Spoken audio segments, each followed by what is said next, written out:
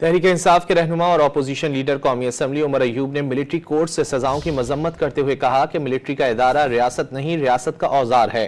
Military court से civilians को सजाएं नहीं होना चाहिए। वो अडियाला जेल के बाहर सहाफियों से गुफ्तगू कर रहे थे। आइन का, पाकिस्तान का आइन का मुताला करें तो आर्टिकल 7 है, उस पर रियासत की डेफिनेशन है। आपकी कौमी असम्बली, सेनेट, आपकी मरकज़ी हुकूमत, आपकी सूबाई असम्बली, सूबाई हुकूमतें, आपके वो इदारे जो टैक्स नाफिज करती हैं, ये सब के सब जो हैं ये आपके मतलब रियासत का हिस्सा है। मिलिट्री और ये बाकी इदारे वो रियासत के नीचे औजार हैं। सो लिहाजा वो सारे के सारे इदारे जो हैं वो जुडिशल मतलब जुडिशरी का फंक्शन नहीं अदा कर सकते, और ये सब के सब सिविलियन का ट्रायल सिविलियन अदालतों में होने चाहिए। तहरीक इंसाफ के रहनुमा और अपोजिशन लीडर कौमी असम्बली उमर अयूब ने मिलिट्री कोर्ट से सजाओं की मजम्मत करते हुए कहा कि मिलिट्री का इदारा रियासत नहीं, रियासत का औजार है।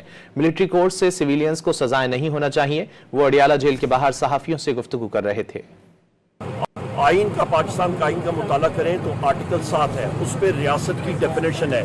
आपकी कौमी असम्बली, सेनेट, आपकी मरकज़ी हुकूमत, आपकी सूबाई असम्बली, सूबाई हुकूमतें, आपके वो इदारे जो टैक्स नाफिज करती हैं, ये सब के सब जो हैं ये आपके मतलब रियासत का हिस्सा है। मिलिट्री और ये बाकी इदारे वो रियासत के नीचे औजार हैं। सो लिहाजा वो सारे के सारे इदारे जो हैं वो जुडिशल मतलब जुडिशरी का फंक्शन नहीं अदा कर सकते, और ये सब के सब सिविलियन का ट्रायल सिविलियन अदालतों में होने चाहिए।